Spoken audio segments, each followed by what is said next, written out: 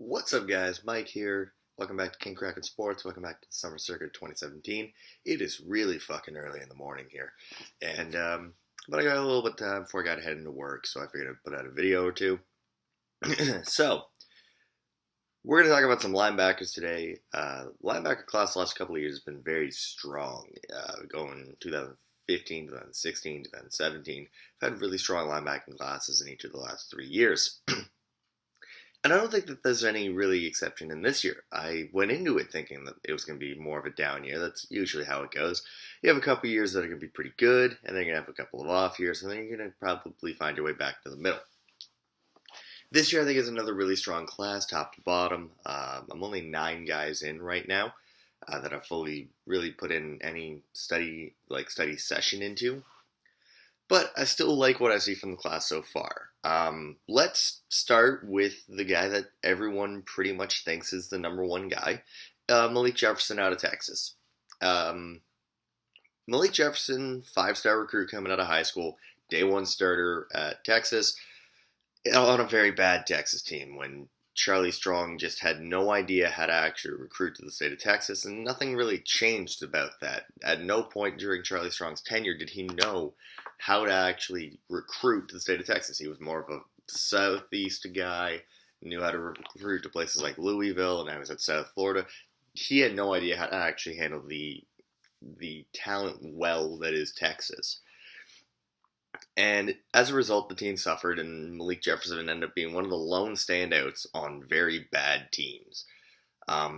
60 tackles as a freshman, which is very good. But you expect a lot of improvement in players, and in a sophomore year, you put up 60 tackles again.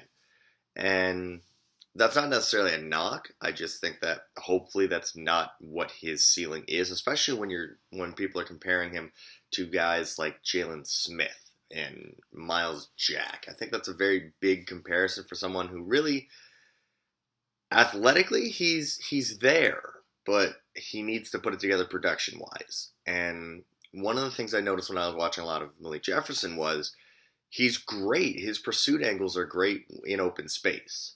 When there's trash in the way and he's in between the tackles and there's a lot of congestion in his way, he's not making that tackle. I don't want to call it an effort thing because I don't think it is. I just don't think he knows how to actually sift through all the bullshit to get through and get a tackle, when he's not in 10 yards of open space, if that makes any sense. I'm really hoping that he puts together a very good season. I'm hoping for something like 80, 85, 90 tackles, especially in a conference like the Big 12. I mean, the Big 12 is pathetic as far as, defenses go. And you will have 847,000 yards thrown on you this year. That's just how the Big 12 is. But I want to see more production from Jefferson this year before I anoint him the guy. Azeem Victor out of Washington. It's actually kind of funny. I think he's better in tight space than Malik Jefferson is, but I'm not sure he's as good in open space as Malik Jefferson. So it's kind of a pick your poison with those two. I thought he would have come out last year at first. I actually had him in my top 5 as for the linebackers the entire draft process through until selection day, because I figured even though he had broken his leg, he'd probably still come out with the rest of that defense. He went back. I think he's actually the best player on that defense this year.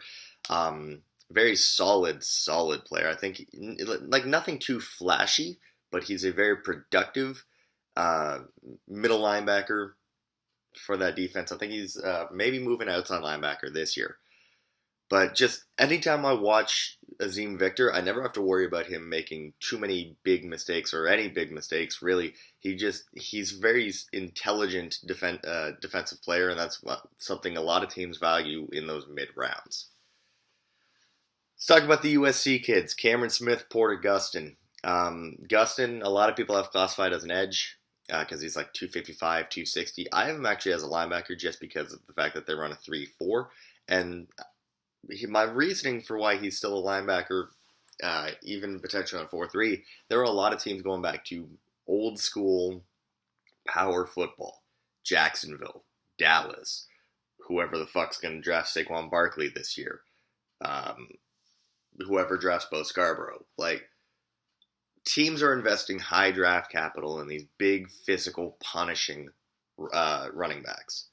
You need big linebackers to be able to stop those guys up the middle. I think Porter Gustin is able to do that. Cameron Smith, maybe not as much.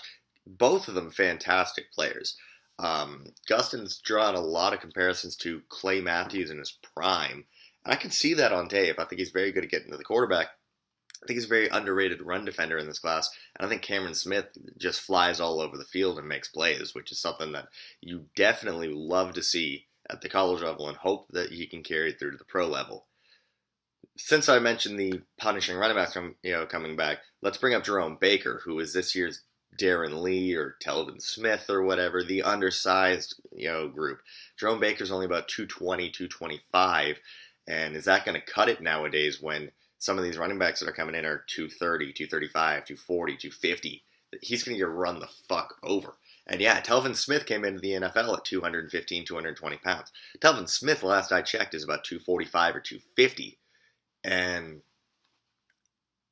realize that being that slender, you're not going to get a lot of playing time when running backs are getting bigger, stronger, and faster.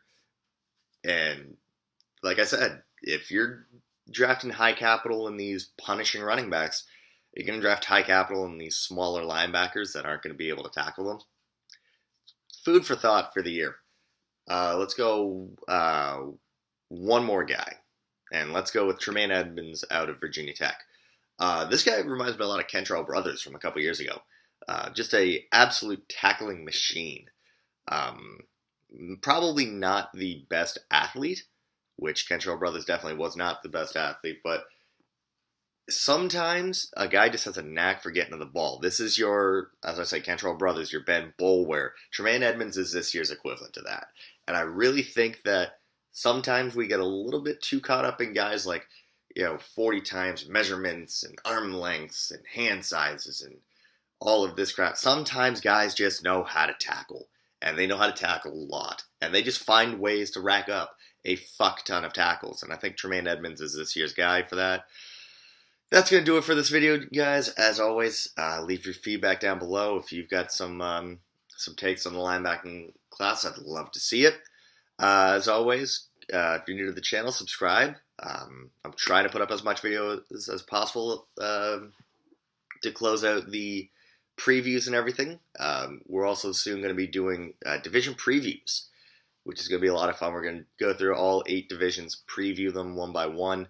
And then during the season, because I'm not going to be doing draft videos every week during the season, there's just no real point to it, especially who really wants to think about the draft in September when it's like week 3 and your team may not be fucked yet.